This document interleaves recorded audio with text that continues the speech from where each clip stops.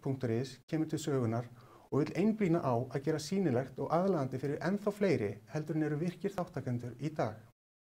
Til þess að skapa þennan sýnileika þá verið að horfa til samfélagsmiðlana og hversu aðgengilegt það orðið að dreifa upplýsingum, hugmyndum, fræðslu og í rauninu öllum þeim skilaboðum sem þú þarft að koma til skila til þín safnaðar. Við viljum auðvitað sjá fleiri koma til messu á sunnudegi og hver veit nema það geti gerst líka. En það sem ég sjálfur myndi telja mikilvægt hér að gefa fólki innan kirkjunar hugmyndum hversu stórt samfélag þjóðkirkjan og hversu mikið að vera, hversu stórkostlegir hæfileikar eru innan kirkjunar og hafa þróast og þroskast í gegnum tíðina. Og við þurfum að fagna því og þakka fyrir á hverjum degi. Það engin tilviljun að kirkjan hefur verið miðstöð menningar, fræða og lista síðan í upphafi og ég sé ekkert annað í stöðinni heldur en að kirkjan haldi áfram að vera það. Þessi útsending hjá okkur í dag svolítið öðruvísi heldur en hugmyndin almennt með þessum útsendingum, en ég ætla að nota tækifærið og fara aðeins yfir það hvað við höfum verið að gera á þessu árinu sem við formlega förum af stað, hvert við erum komin og hvert við viljum fara með ykkar hjálp og stuðningi. Leitandi.is hefur fengið inni í gamla kvenfélagsherberginu í Neskirkju, sem kjallarinn undir kirkjuskipinu. Og þar eru búin að koma upp smá myndveri, þar sem hægt að búa til ýmislegt skemmtilegt og ég mun koma til með að vera með sérstaka kynningu á því þegar tíminn til. Heimasíðan Leitandi.is grunnþrepið í okkar starfi og þar stefnan að við munum birta allt það efni sem segir frá og lýsir starfi fólksins í kirkjunni. Síðan einföld, en styrkleikar hennar munu kannski koma síðar í ljós þegar það byrjar að raðast inn meira og fjölbreyttara efni heldur en komið núna. Ég ætla aðeins að brjóta upp þessa einræði hjá mér og sýna ykkur dæmi úr útsendingu sem við erum með núna fyrir páskana, en þar fengum við góða gesti hingað í stúdíóið, en í þessu innslagi hvernig gesturinn endurskoðaði sitt líf og kjölfar áfalla og viðhorf til þess sem alls ræður. Þegar ég, gekk á vegg, þegar þú upplifir einhver áföll í lífinu eða verður fyrir einhverju gríðarlegu álagi eða jafnvel röð áfalla að þá kemur þeim tímapunkti í mínu lífi að ég þurfti að endurskoða allt mitt líf upp á nýtt og viðhorf mitt til þess og bara hver in charge og þetta sem ég upplifi svo brjálæðislega persónulegt. Það gaman að fá að hafa talað við hann Pál Óskar og heyra hans sýn á lífið og tilveruna. En viðtöl geta verið skemmtileg og þau geta verið minna skemmtileg. En það alltaf gaman að fá góða gesti og viðmælendur í heimsókn og það svolítið það sem við viljum vera að gera. Það stórkostlegt þegar fólk deilir að sjálfu sér til þeirra sem vilja og geta lært af þeirra reynslu og margt sem kemur í ljós. Annað innslag sem ég langar til að sýna ykkur sem dæmi þegar ég hitti kvenfélagskonuna, Gretu Þórðardóttur í Hafnarfjarðarkirkju. En hún stóð vaktina ásamt vinkonu sinni við að hjálpa fermingabörnum við að máta og fara í kirtla fyrir ferminguna, núna páskana líka. Og það sem ég lærði að tala við hana hversu mikilvægt starf kvenfélögin innan þjóðkirkjunar hafa verið að vinna í gegnum tíðina og hversu mikilvægt það að grípa þessar konur sem að vinna þessa vinnu og fá þær til að segja sína sögu. Sögu af því starfi, hvernig þær hafa safnað fyrir altaristöflum, þaki, málningu á kirkjuna og ég veit ekki hvað. Og ég spyr sjálf mig, hvar væri íslenska þjóðkirkjan ef það væri ekki fyrir þessari hetjur sem hafa verið eins og lím sem heldur saman samfélaginu. Nú, hér Greta. Ég veit að fyrir mína parta þá finnst mér bara þetta eiginlega vera skylda. Það mér mikið atrið að fermast. Að ganga í fullorðinna dölu og fara í hús Drottins og fá þess að blessun þar. Ég fannst þetta bara fyrir framtíðina. Ég tók það þannig, Ég hef ekki viljað missa af því. Það líka mikilvægt að horfa til þess sem starfs sem verið að vinna með börnum í æskulýðs- og kórastarfinu og það alveg magnað hvaða hæfileikar liggja að baki hjá því fólki sem að vinna með börnunum okkar innan kirkjunar. Ég var svo heppinn að ná að hitta hana Ásu Valgerði sem stjórnandi barnakórs Hallgrímskirkju og þau voru búin að vera að æfa fyrir Mattheusarpassíuna sem var núna líka páskana og eitt stórkostlegasta kóraverk Bach og krafturinn og gleðin sem skynja mátti hjá börnunum sem að syngja. Þannig að hreint út sagt alveg ótrúlegt. Hér Ása. Mattheusarpassían eitt stærsta eða viðamesta verk Bach.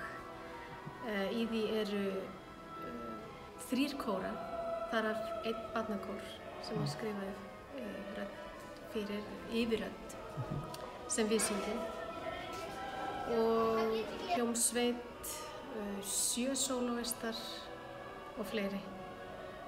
Við flytjum þetta hér í dag í Hallgrímskirkju og það Kammerkór Norðurlands og Hymnodia og Sinfonía Nord sem koma að norðan frá Akureyri þar sem þetta var æft núna í Dymbylvikunni og þetta var flutt í gær í Hofi og það var uppselt þar og stefnir í það sama hér.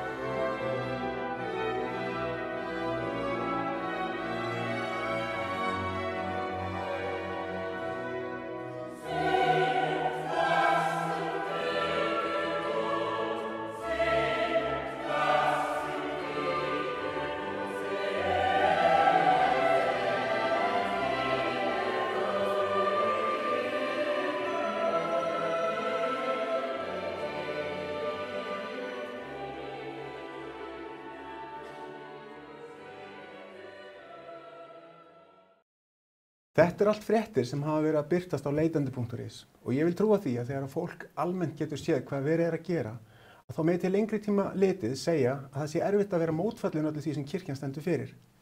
En lykilatriði í þessu að fólk innan kirkjunar vinni saman og það ósk mín að leitandi muni standa fyrir þegar horft til framtíðar.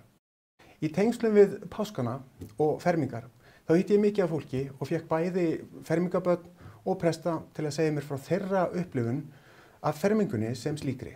Séra Eiríkur Jóhannsson, prestur í Háteigskirkju, hann deildi einnig með okkur sinni sín á stöðu presta í dag og hvernig skoða má aðstæður sem tækifæri til þess að þróa stöðu kirkjunar og stöðu presta í nútíma samfélagi.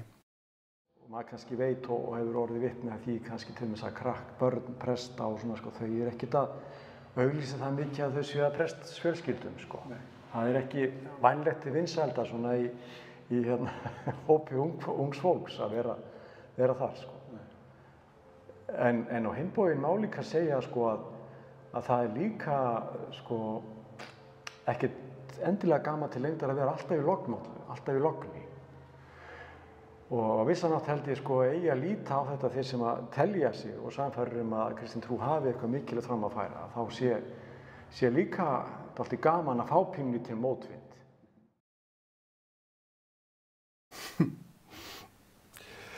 Annað tækifæri sem leitandi vill standa fyrir í umfjöllun sinni starfinnan kirkjunar að búa til óvéfengjanlega sannanir á því að kirkjan ekki tóm eins og sumir blaðamenn hafa reynt að gefa til kynna í nálgun sinni á umfjöllun kirkjuna og starf hennar.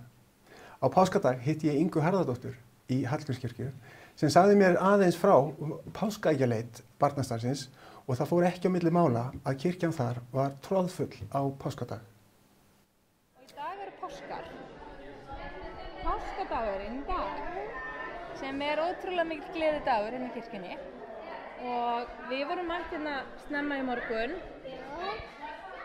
og hérna alltaf morgunmatur, það messa klukkan 8 og síðan kórinn og allir messuþjónarnir og starfsfólkið í morgunmat og svo byrjar smá stressið það við notum sama salinn það þarf ganga frá öllu og umbreyta öllu yfir í sunnudagaskóla og hafa allt tilbúið fyrir það.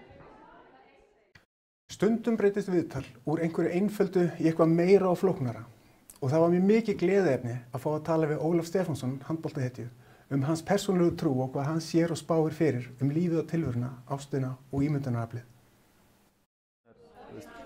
Ég held að þetta sé, í raun bara ein vera. Þessi vera kalla sumir Guð og aðrir Atman og sumir eitthvað annað, Shiva eða eitthvað. Og í raun, verður Guð til þess að losna við einmannaleika sinn vegna þegar þú ert allt þá engin annar hvernig ætlar að fá faðm hjá einhverjum öðrum ef þú ert allt þú ert bara hrein ást og ímyndunarafl. Eitt af þeim lykilmarkmiðum sem leitandi.is hefur að vera vettvangur alls þess starf sem fólkið í kirkjunni að vinna. Hér fengum við Jóhönnu Gísladóttur prest í Langholtskirkju til að ræða barnastarfið, vorhátíðina og það sem stendur til og í vændum hjá söfnuðinum í Langholtskirkju á næstu dögum. Og ég hlakka allavega mikið til að koma í heimsókn til þeirra og búið til skemmtileg innslög öll þá gleði sem það ríkir. Og það eins með líka barnastarfið á virkudögunum, því fer að ljúka núna næstu vikum og það þarf að undirbúa það vel, það þarf að halda kveðjupartí og fá sér frostpinna og svona, faðma alla bless. Auðvitað. Já. Og það vorhátíð hjá börnunum líka, það ekki? Jú, svo vorhátíð hjá bara kirkjunni allri, það 27. maí, síðasta messan í maí, þann sunnudaginn vorhátíð Langholtskirkju og þá mikið dýrðir, get ég sagt þér. Það mikið sungið og það kvenfélagið með sinn árlega markað sem stór og mikill og kökusölu og það bara alveg. Eins og ég hef kannski sagt, þá fátt skemmtilegra heldur en að fá góða gesti í heimsókn og krakkarnir í TTT hér í Neskirkju voru ekki feimin þegar þau bönkuðu upp á daginn og heimtuðu að komast í viðtal til að segja frá því sem þau að gera, ferð í vatnaskó og hvað sumari ber í vændum. Við erum núna að gera ramma. Við erum að gera svona ramma sem handa Polaroid myndavél með bara myndum. Það notum við svona klemmur til að hengja á bönd sem eru límd við ramma. Ok. Já. Og hvernig myndir eru þið búin að vera að taka? Þetta bara okkar eigin myndir. Ykkar eigin myndir sem að þið bara komið heima frá okkur eða tókuð þær sjálf eða? Bara sama. Við tökum það bara sjálfur og ég seti bara svona áskopinu myndavél svo prentast bara myndin út á stofunum í myndavélinni. Ok, en skemmtilegt. Í kvöld viðburðurinn List án landamæra og við ætlum okkur að vera þar, taka upp flutning hjá mikilli stjörnu þeirra í Keflavíkurkirkju og búa til smá umfjöllun það starf sem verið að vinna. Við gerðum og birtum þessa frétt í síðustu viku þennan viðburð og vonandi munum við geta haldið áfram að búa til svona skemmtilega fréttir af því sem í vændum. List án landamæra. Ég heiti Halla Karin og verkefnastjóri Hljómlistar án landamæra sem eru tónleikar sem verða haldnir sumardaginn 1. í Hljómahöllinni. Ég heiti Guðný Kristjánsdóttir og ég kem að þessu á skemmtilegan hátt. Ég að hitta þessa listamenn sem að koma fram á þessari hátíð og stilla saman æfingar og svona fyrir þau og það svolítið skemmtilegt að segja frá það líka að á þessum viðburði koma atriði frá Akranesi, frá Reykjavík og frá Selfossi og svo hérna náttúrulega frá Reykjanesbæ. Já, ég heiti Gía Eyjólfsdóttir og kem frá Grindavík og ég meðlimur í kórnum Vox Felix sem svona samstarfsverkefni í kirkjana á Suðurnesjum og núna stöndum við frammi fyrir verkefni sem við erum að taka þátt í ég held núna í 3. sinn sem heitir List án landamæra og haldið hérna í Reykjanesbæ. Við höldum yfirleitt tvenna tónleika yfir árið og það annars vegar vortónleikar og svo jóltónleikar og núna ætlum við að halda vortónleika núna 24. apríl og 15. maí hér í Keflavík og svo í Neskirkju í Reykjavík. Þetta kannski gott dæmi það hvernig hægt að gera umfjöllun viðburði sem ekki búin að eiga sér stað og á döfinni og það einmitt það sem við þurfum að taka höndum saman með og láta verða raunveruleika. Þið þurfum að láta mig vita hvað að gerast í ykkar kirkjum og þið verða að senda mér tölvupóst með annaðhvort dagskrá eða upplýsingum hvernig ég get talað við hjá ykkur til að fræðast meir það sem á döfinni. Sendi mér endilega póst á leitandi.is@gmail.com og ég ætla síðan að vinna úr því og reyna að koma á skipulagi þar sem við vinnum saman í að viðhalda viðburðardagatali, búa til fréttir saman viðburði hjá ykkur og þannig reyna að efla þann hóp af flottu fólki sem allt í kringum okkur og til þjónustu reiðubúið ef það einfaldlega bara spurt. Fallega. Að allt öðru. Þetta verkfæri sem ég að kynna fyrir ykkur og óska eftir ykkar samstarfi með líka eitthvað sem notum á til fræðslu og skoðanamyndunar. Ég ætla að sýna ykkur 2 viðtöl sem voru tekin á þriðjudaginn var en þá var haldið málþing í Norræna húsinu frumvarp ríkisstjórnar til laga bann á umskurði drengja. Hér fáum við Dr. Ólaf Þór Gunnarsson fyrst sem talar fyrir frumvarpinu en síðan fáum við heyri Dr. Elisabethu Kitanovic, mannréttindafulltrúa Kirkjuráðsins. En þessi viðtal birtast hver á fætur öðru en beint streymi inn á síðunni leitandi.is þar sem hægt að skoða streymi sem var frá Norræna húsinu. Ég heiti Ólaf Þór Gunnarsson og þingmaður á Alþingi Íslendinga og einn af flutningsmönnum á frumvarpi umskurð drengja breytingu á almennum hegningarlögum þarum. Og hvað ég segja? Þú mátt gjarnan segja ykkur aðeins frá nokkrum meginatriðum þess sem þú varst að leggja fram, ástæðum þess að þið leggja fram þetta frumvarp. Megin tilgangur flutningsmanna að með frumvarpinu séu tryggð réttindi barna og réttindi meybarna og drengja séu tryggð með sama hætti í lögum og eins og raunar stjórnarskráin mælir fyrir og einnig að fylgja þeim leiðbeiningum sem Barnasáttmáli Sameinuðu þjóðanna segir að það eigi ekki að gera aðgerðir eða inngrip hjá börnum sem eru óafturkræf, öðru sem að þau fái tækifæri til að segja það sem að þeim finnst aðgerðina eða inngripið. Ég hjó eftir að þú sagðir á glærunum þínum ekki aðgerðir að nauðsynjalausu eða ónauðsynlegar aðgerðir og svörin hjá öðrum frumælendum voru meðal annars að fyrir okkur þetta hins vegar mjög nauðsynlegt. Þannig ert þú eingöngu þá að tala læknisfræðilega nauðsynlegt. Þú telur að rök trúarbragðanna, gyðinga og múslima gerir þetta ekki nauðsynlegt. Nei, ég hef fullan skilning á þessum rökum trúarbragðanna, það að segja öll trúarbrögð hafa mismunandi aðferðir við að skýra eða draga sína fylgjendur inn í trúna. Það getur verið með umskurn eins og í þessu tilfelli, það getur verið með skírn eins og í tilfelli kristninnar og svo framvegis. Eini munurinn að þessi aðferð óafturkræf og við erum alls ekki að banna það að fólk eða drengir láta umskera sig þegar þeir geta sjálfur sagt innlega hvort þeir vilja það ekki. En við viljum ekki að þessu gerðar óafturkræfar aðgerðir á börnum án þess að þau fá nokkurn tímann tækifæri til að spyrja. Og ástæðan líka svo að með því að ef að við tökum þau rök gild að það liggi trúarleg rök fyrir því að umskera börn, það að segja að öðruvísi getur þau ekki tekið tiltekna trú. Að á sama hátt þá myndur vera að segja að með því að umskera þau að þá fyrirbyggjuru að þau getur tekið aðra trú. Ef þau vildu það síðar sjálf á lífsleiðinni. Þannig að þú ert í rauninni að taka tækifærin frá börnunum til þess að velja. En þetta heldur nú reyndar ekki alveg Þau geta alveg tekið aðra trú og þau geta líka verið gyðingar í rauninni þó þessi umskornir hafi eitthvað leitt til þess. Þannig að það heldur ekki alveg. Nei, nákvæmlega.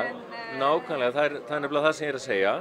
Þessi rök halda engu vatni. Það að segja, þau halda engu vatni annars vegar að eina leiðin til þess að geta verið gyðingatrúar sé að láta umskera sig, en á sama hátt að þá ertu í raun með því að velja fyrir barnið með þessum afgerandi hætti þetta snemma á lífsleiðinni, þá ertu í rauninni að takmarka þá valkosti sem barnið hefur síðar á lífsleiðinni.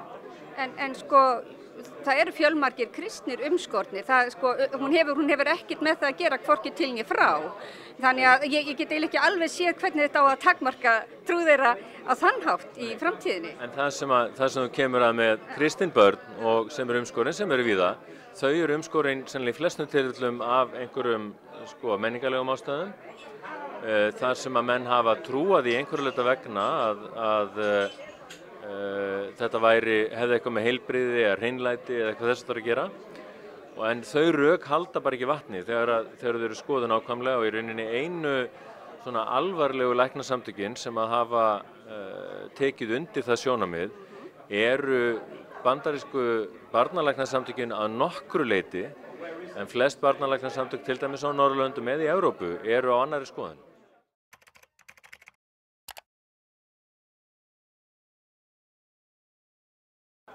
Já, hann hefur ýmislegt og margt gott til síns máls, hann doktor Ólafur Þór. En við skulum líka hlusta á sjónarhólinar Elisabetu Takanovic sem er mannréttindafulltrúi Alkirkjuráðsins. Okay.